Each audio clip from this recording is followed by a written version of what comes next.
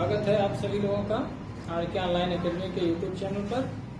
और आज हम लोग शुरू करेंगे उसी के अगले की कक्षाएं जो वहाँ पर छूटा हुआ था पिछली कक्षाओं में। पिछली कक्षा में हम लोगों ने इसी चीज़ को ध्यान से पढ़ा था और शब्दों के प्रकार पर, शब्द रचना पर हम लोगों का जो मुख्य फोकस था, टॉपिक था, वो हमारा क्या था, शब्द रचना था। और शब्द रचना को हम लोगों ने विशेष तौर पर पढ़ा और इसको समझा भी कि शब्द कितने प्रकार के होते हैं और इसकी उत्पत्ति किस प्रकार से होती है, कैसे कैसे शब्द बनते हैं। उसमें जो एक प्रकार हम लोग पढ़ रहे थे कि शब्द का उत्पत्ति के आधार पर, या एक तरह से हम लोग देखेंगे इस चीज को कि जैसे उत्पत्ति के आधार पर जब हम लोग शब्दों का वर्गीकरण कर रहे थे तो उसमें हम लोगों ने देखा कि तत्सम और तद्भव शब्द आते हैं। और एक चीज मैं आप लोगों से कहना चाहूंगा कि तत्सम और तद्भव शब्द जो होते हैं बराबर निरंतर परीक्षाओं में पूछे भी जाते हैं। तो सबसे पहले हमारे अंदर ये कैपेसिटी होनी चाहिए कि हम इसकी पहचान कर सकें, कौन सा शब्द तत्सम कहलाएगा और कौन सा शब्द तद्भव कहलाएगा, कब हम तत्सम कह सकेंगे और कब इसको हम लोग तद्भव कह सकेंगे। तो आइए आज हम लोग पहचान करेंगे तत्सम और तद्भव शब्दों की कि किस प्रकार से पहचान कर सकेंगे। और आसान है, मुझको विश्वास है कि जो तरीका मैं बताने जा रहा हूँ वह आप लोगों को बहुत ही समझिए कि कामयाब भी होगा और आप लोग बहुत सरल तरीके से इसको कर भी पाएंगे, पहचान भी पाएंगे। आइए हम लोग शुरू करते हैं। सबसे पहले हम लोग देखते हैं कि तद्भव शब्द किसे कहा जाता है। हम लोग पहले से हमने इसको आपको परिभाषित कर दिया था कि तत्सम शब्द वे होते हैं जो सीधे सीधे संस्कृत से चल करके हिंदी में आए और प्रयुक्त हो गए। ऐसे शब्दों को हम लोग जो है तत्सम शब्द कहते हैं। तद्भव शब्द की अगर हम लोग बात करेंगे तो तद्भव शब्द वे होते हैं जो हिंदी में प्रायः प्रयुक्त होते हैं। संस्कृत से भले आए हों लेकिन संस्कृत का अर्थ अर्थात जो है संस्कृत के रूप में डायरेक्ट प्रयोग नहीं होते हैं बल्कि इनडायरेक्टली तरीके से हिंदी के रूप में प्रयोग होते हैं। तो ऐसे शब्द जो होते हैं वो तद्भव कहलाते हैं। विशेषता आप कह सकते हैं कि जो शब्द हिंदी भाषा के हैं वे सभी क्या हैं, तद्भव हैं, तथा जो शब्द संस्कृत भाषा के हैं वे सब तत्सम हैं। फिर भी आइए हम लोग कुछ टिप्स इसकी देखते हैं, टिप्पणियाँ देखते हैं और आशा है कि आप लोग इस टिप्पणी को पढ़ने के बाद कभी भी तद्भव और तत्सम से आने वाले प्रश्नों को गलत नहीं करेंगे। आइए ध्यान देते हैं हम लोग। तो ध्यान रखिएगा, तद्भव शब्द कहाँ कहाँ पर होगा इसी पर हम लोग विशेष चर्चा करेंगे। तद्भव शब्द कहाँ कहाँ होते हैं और कहाँ कहाँ पर तत्सम शब्द होता है, इसी पे हम लोग जो है अपनी पूरी चर्चा करेंगे। तो आइए देखिएगा, एक मिनट थोड़ा सा इसको इधर लिखते हैं ताकि आपको पूरा स्थान मिल सके। तद्भव शब्द कहाँ कहाँ पर होंगे तद्भव शब्द, आइए ध्यान से देखेंगे कि तद्भव शब्द कहाँ कहाँ होगा। तो ध्यान रखिएगा, अपभ्रंश शब्द जो होंगे तद्भव शब्द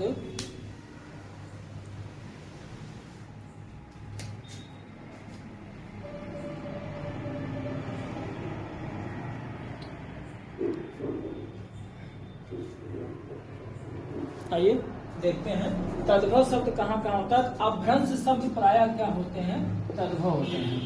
तो ध्यान रखिएगा, अपभ्रंश शब्द प्रायः तद्भव होते हैं। प्रायः क्या होते हैं, तद्भव होते हैं। ठीक है, अपभ्रंश शब्द क्या होते हैं, ये प्रायः तद्भव होते हैं। जैसे अपभ्रंश शब्द में हम लोग बात करें, जैसे गयन, जैसे किस चीज की बात कर रहे हैं, जैसे गयन शब्द जो है यह एक अपभ्रंश भाषा का शब्द है। अपभ्रंश भाषा किसे कहते हैं, तो हिंदी का बिगड़ा हुआ रूप ही क्या कहलाता है, भ्रष्ट भाषा, बिगड़ी हुई भाषा ही क्या कहलाती है, अपभ्रंश कहलाती है। तो अपभ्रंश शब्द प्रायः क्या होते हैं, तद्भव होते हैं। सीधा सा एक प्रश्न आपका पूछेगा कि निम्नलिखित में से तद्भव होते हैं अपभ्रंश के शब्द, खड़ी बोली के शब्द, इस तरह के प्रश्न पूछे जाएंगे तो आप स्पष्ट रूप से कहेंगे कि तद्भव अपभ्रंश शब्द कितने क्या होते हैं, तद्भव होते हैं। दूसरी बात याद रखिएगा, जितने भी अर्धचंद्र बिंदु वाले शब्द होते हैं, अर्धचंद्र बिंदु वाले शब्द ये हमेशा क्या होते हैं, तो स्पष्ट रूप से जान लीजिए कि ये हमेशा क्या होते हैं, तद्भव होते हैं। जैसे हम लोग क्या लिखते हैं, जैसे आंख है ना, जैसे इसको हम लोग हमेशा नहीं कहते हैं कि ये चंद्र बिंदु वाला शब्द है। तो जितने भी चंद्र बिंदु वाले शब्द हैं ये हमेशा क्या होते हैं, तो तत्सम होते हैं। जैसे आंख, आंख शब्द क्या है, तो ये क्या हो जाएगा आपका अर्धचंद्र बिंदु वाला होगा और यह कैसा होगा तद्भव शब्द हो जाएगा। इसके साथ देखिएगा जितने भी द्वित्व व्यंजन वाले शब्द होते हैं, द्वित्व व्यंजन वाले शब्द,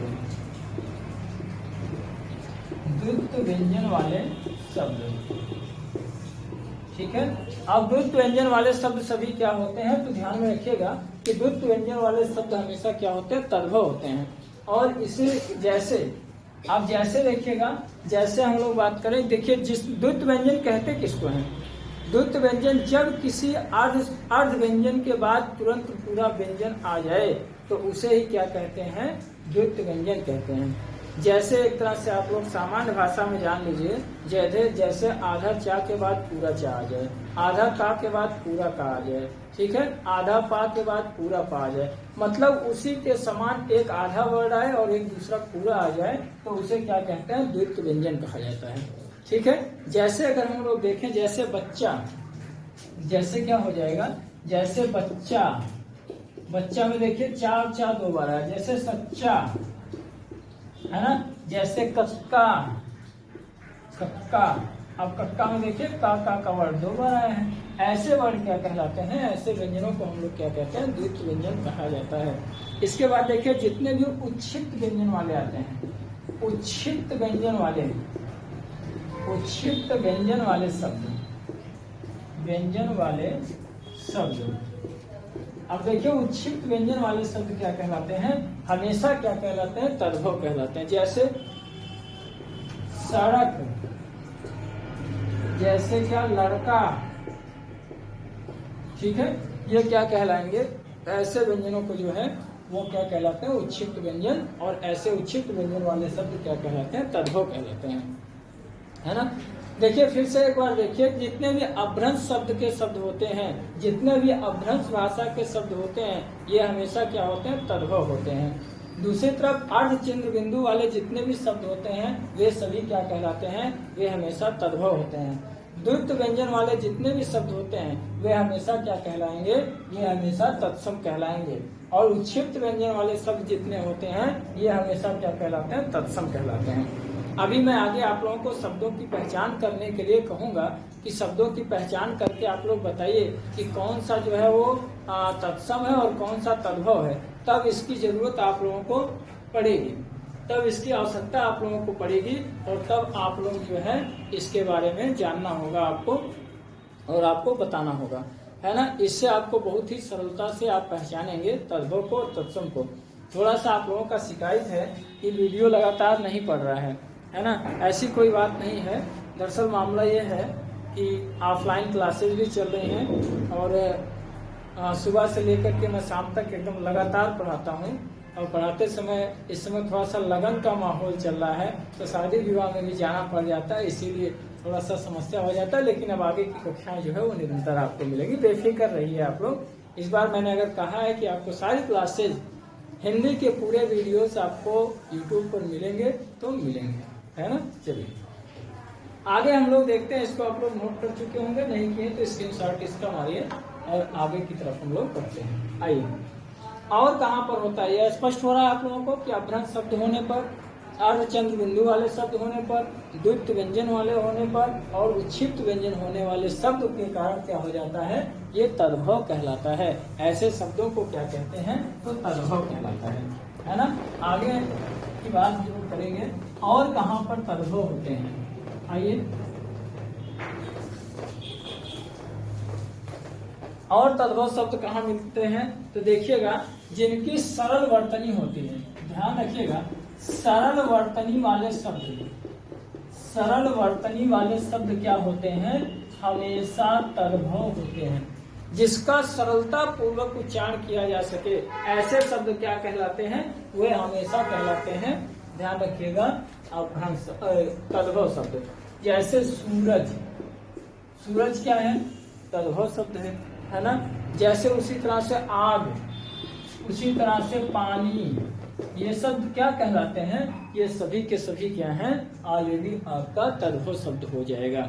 और इसके साथ में ध्यान रखिएगा, जितने भी हिंदी उपसर्ग से बने हुए शब्द होते हैं, ध्यान रखिएगा, हिंदी उपसर्ग से बने शब्द, हिंदी उपसर्ग से बने हुए सभी शब्द हमेशा क्या होते हैं, हमेशा ये सब क्या कहलाते हैं, तो हमेशा इनको कहा जाता है तद्भव शब्द कहा जाता है ना।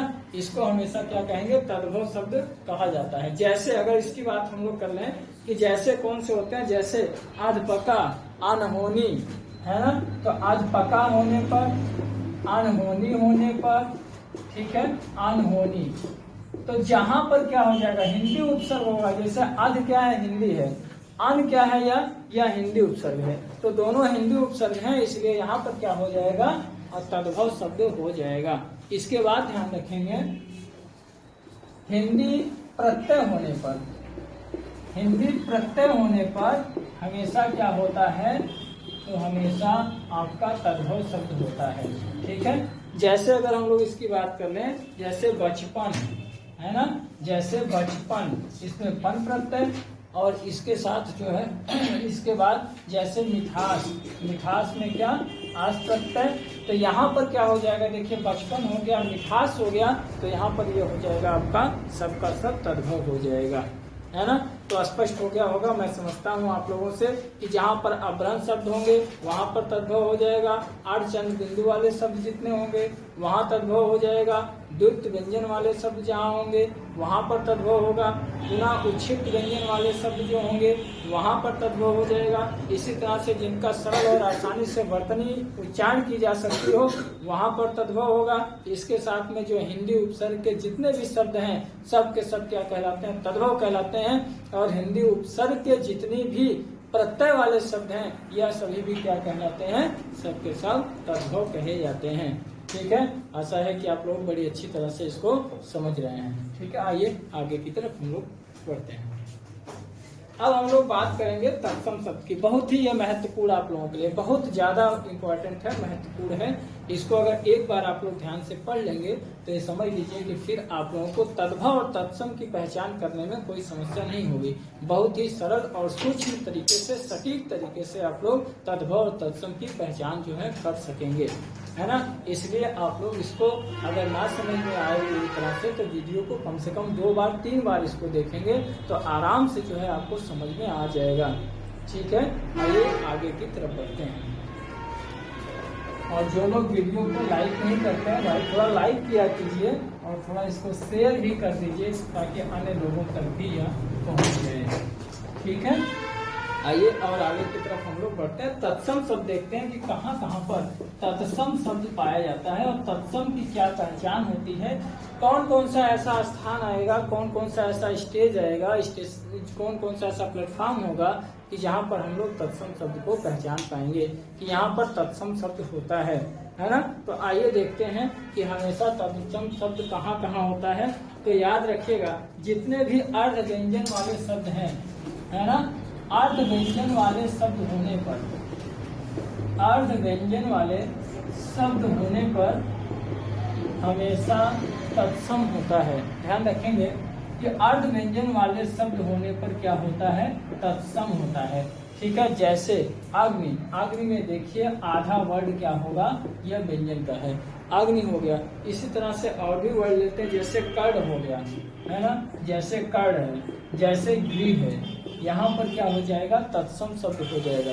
लेकिन ध्यान रखिएगा एक अपवाद भी इसमें मिलता है और वह अपवाद क्या है, हल्दी। हल्दी शब्द जो है, हल्दी शब्द जो है क्या होगा, यह तद्भव शब्द होगा, ठीक है। हल्दी शब्द जो होता है वो तद्भव होता है। और इसके साथ में कर्ण शब्द, गृह शब्द, अग्नि शब्द, देखिए इसमें सब में अर्ध चिन्ह लगा हुआ है। जितने भी अर्ध व्यंजन वाले शब्द हैं वे सभी के सभी क्या होते हैं, हमेशा ध्यान रखेंगे वे क्या होते हैं, तत्सम होते हैं। आइए आगे और भी देखते हैं। संयुक्त व्यंजन वाले, ध्यान रखिएगा, संयुक्त व्यंजन वाले शब्द, संयुक्त व्यंजन वाले शब्द प्रायः, शब्द प्रायः तत्सम होते हैं। प्रायः क्या होते हैं, तत्सम होते हैं। जितने भी संयुक्त व्यंजन वाले वर्ड हैं वे प्रायः क्या होते हैं, तत्सम होते हैं। जैसे अगर हम इसकी बात कर लें कि जैसे कौन कौन सा, जैसे क्षत्रिय, क्षत्रिय क्या है, देखिए संयुक्त व्यंजन है। जैसे ज्ञानी, ज्ञानी ज्ञा क्या है, यह संयुक्त व्यंजन है। जैसे त्रिशूल, त्रिशूल क्या है, यह देखिए एक संयुक्त व्यंजन है। तो जहां पर संयुक्त व्यंजन का योग होगा, संयुक्त व्यंजन होने पर हमेशा क्या हो जाएगा, तत्सम होगा। है ना, सरल आप लोगों के लिए, एकदम सरल तरीके से, सटीक तरीके से आप लोगों को बता रहा हूँ, बहुत ही बेहतरीन तरीके से बता रहा हूँ। विश्वास करिए, आप लोग केवल बस इसको मेहनत से पढ़िए, ये बहुत ही आप लोगों के लिए कारगर होगा। फिर मैं बता रहा हूँ कि फिर आपको जीवन में तत्सम और तद्भव को दोहराने की जरूरत नहीं होगी, अगर इस चीज को अपने माइंड में आपने फिट कर लिया तो, है ना। देखिएगा, तो संयुक्त व्यंजन वाले शब्द होने पर प्रायः क्या होते हैं, तत्सम हो जाते हैं। जहां पर भी संयुक्त व्यंजन में छ, त्र, ज्ञ और श्र, है ना।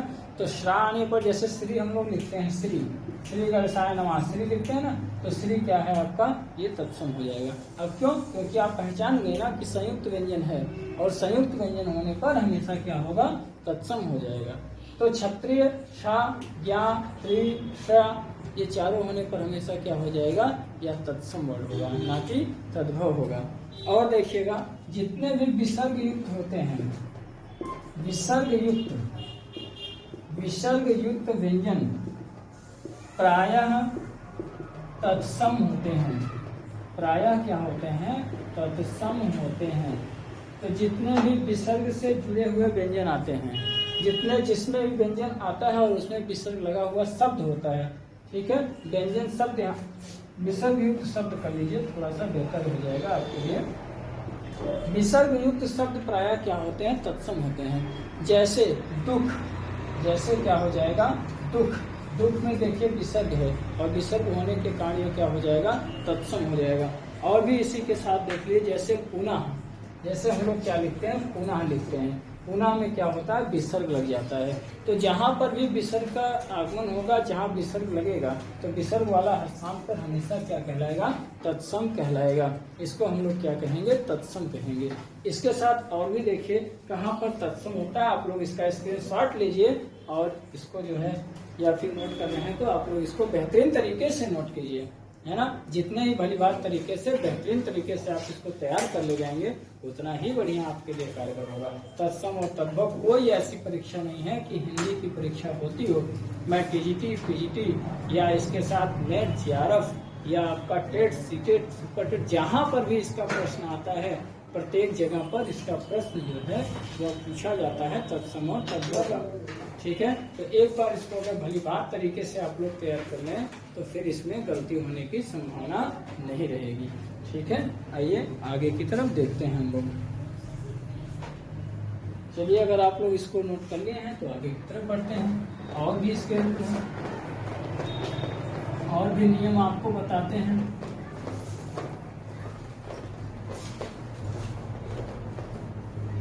चलिए,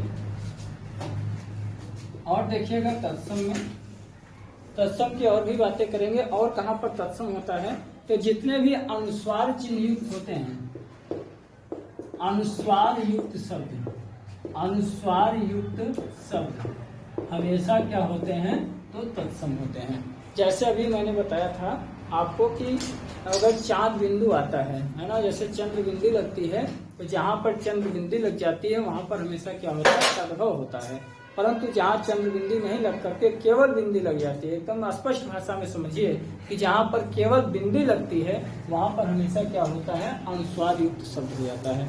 और ऐसे शब्द क्या होते हैं, हमेशा तत्सम होते हैं, ठीक है। जैसे हम लोग बात कर लें, जैसे अंकित, है ना, अंकित, जैसे क्या संख्या, जैसे क्या कंचन, है ना, ये शब्द हमेशा क्या होते हैं, हमेशा तत्सम होते हैं, ठीक है। और देखिए कहाँ पर तत्सम होते हैं, जिन शब्दों में हलंत लगा होता है, ध्यान रखेंगे, हलंत वाले शब्द, हलंत वाले शब्द क्या होते हैं, हमेशा तत्सम हो जाते हैं।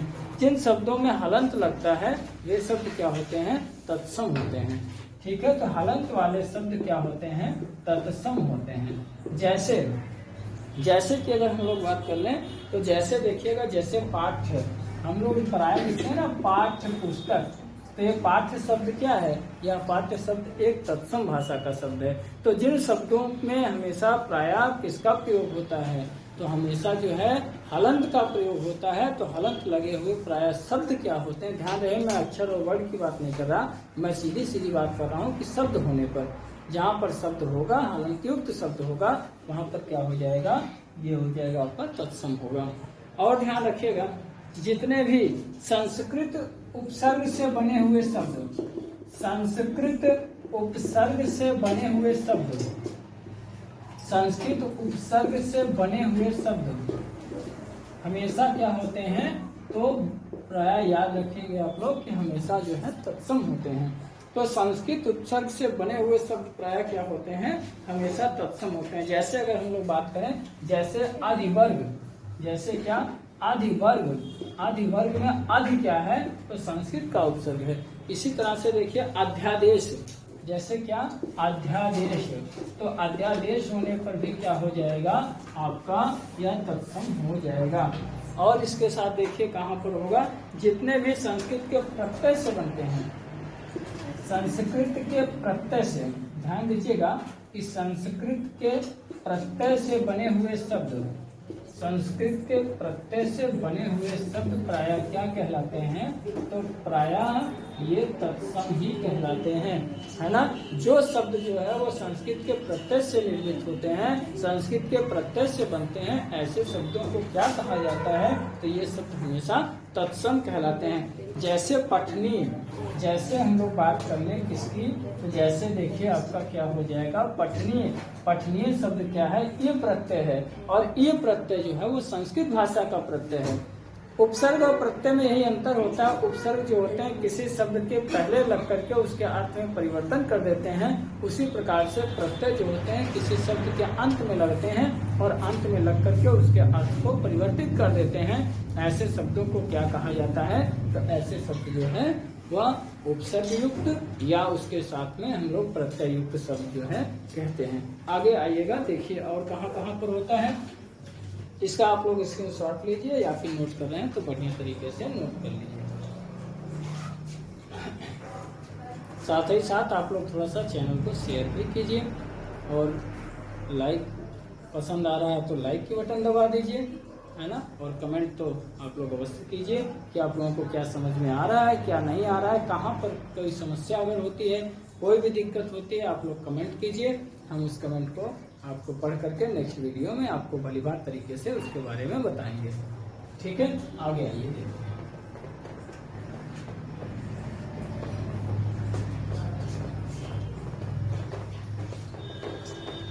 और कहाँ पर तत्सम हो सकते हैं और तत्सम की पहचान और कहाँ पर की जाती है। ठीक है, और देखिए तत्सम कहाँ होते हैं? जितने भी, और देखिएगा, जितने भी हिंदू धर्म के, जितने भी हिंदू धर्म की संस्कृति होती है, ठीक है, तो हिंदू धर्म की संस्कृति होने पर, धर्म की जो संस्कृति में शब्द प्रयुक्त होते हैं, हिंदू धर्म की संस्कृति में जो शब्द प्रयोग होते हैं, जो संस्कार बोधक शब्द होते हैं हिंदू धर्म के, है ना, जो क्या होते हैं? संस्कार बोधक शब्द होते हैं। ऐसे शब्दों को प्रायः हम लोग क्या कहते हैं? तत्सम शब्द जो है वो कहा जाता है ना। ऐसे शब्दों को जो है वो तत्सम शब्द के रूप में कहा जाता है या तत्सम शब्द ही कहा जाता है। तो ध्यान रखिएगा ऐसे शब्दों के लिए, जैसे हम लोग प्रयोग करते हैं ब्राह्मण, हम लोग प्रयोग करते हैं क्षत्रिय, है ना। तो ब्राह्मण शब्द प्रयोग करने पर या फिर क्या प्रयोग करने पर? क्षत्रिय शब्द प्रयोग करने पर, ये सभी शब्द क्या कहलाते हैं? इन शब्दों को तत्सम कहलाते हैं। ठीक है, समझ में कम आ रहा है क्या? इसके बाद ध्यान रखेंगे और कहाँ पर होता है। इसके साथ देखिए वेद पुराण ग्रंथ, है ना, जितने भी वेद हो गए, पुराण हो गए या ग्रंथ होते हैं, इनमें जो भी वर्णित शब्द हैं, ठीक है, इनमें वर्णित शब्द हमेशा क्या होते हैं? वर्णित शब्द क्या कहलाते हैं? तो तत्सम कहलाते हैं। वर्णित शब्द क्या होते हैं, तत्सम होते हैं। जैसे अगर हम लोग इसकी बात कर लें तो जैसे हम लोग देख सकते हैं इसमें, जैसे उपवेद हो गया है ना, जैसे उपवेद है, जैसे क्या है देखिए ऋग्वेद है, ये सभी शब्द क्या कहलाते हैं, सब के सब ये सारे शब्द जो है वो तत्सम कहलाते हैं। इसके साथ देखिएगा जो कठोरता से, ध्यान रखिएगा, कठोरता से उच्चरित होने वाले, कठोरता से उच्चरित होने वाले, कठोरता से उच्चरित होने वाले, उच्चरित होने वाले वर्तनी प्रायः क्या होते हैं, तो प्रायः तत्सम होते हैं, प्रायः तत्सम होते हैं। ठीक है, जो ध्वनियां प्रायः जो है वो कठोरता से उच्चरित होती हैं, ये सभी ध्वनियां क्या कहलाती हैं, ऐसी ध्वनियों को क्या कहा जाता है, तो ऐसी ध्वनियां हमेशा क्या कहलाती हैं, तत्सम कही जाती हैं। जैसे इसकी बात कर ले हम लोग, जैसे हो गया अंत्याक्षरी, जैसे अंत्याक्षरी है ना। अब यहाँ पर देखिए दो पहचान आपकी है, अगर आप कठिनता से, तो एक तो उच्चारण हो रहा है इसका, दूसरा इस पर देखिए चांद बिंदु, जिस पर बिंदु लगा हो, तो बिंदु लगने से भी हम लोग इसको पहचान सकते हैं। और इसके साथ जैसे उज्ज्वल, जैसे उज्ज्वल में देखिए 2 बार आधा जा लिखा जाता है, और इसीलिए इसकी उच्चारण बड़ी ही कठिनता से होती है, इसलिए हम लोग इसको क्या कहते हैं, तत्सम शब्द कहा जाता है। ठीक है, इस प्रकार से आपका एक तत्सम और तद्भव का टॉपिक जो है वो कंप्लीट होता है, और मैं आशा करता हूँ कि आप लोग अब तद्भव और तत्सम को बड़े ही सरलतापूर्वक पहचान सकेंगे। ठीक है, आगे हम लोग नेक्स्ट सेशन में आप लोगों को पूरा तद्भव और तत्सम की एक लिस्ट पूरा हम इकट्ठा करके, जो आज तक के पूछे गए हैं, जो आगे पूछे जाने की संभावना है, इन सारे शब्दों को एकत्रित करके अगले वीडियो में आप लोगों को प्रदान कर देंगे। ठीक है, धन्यवाद।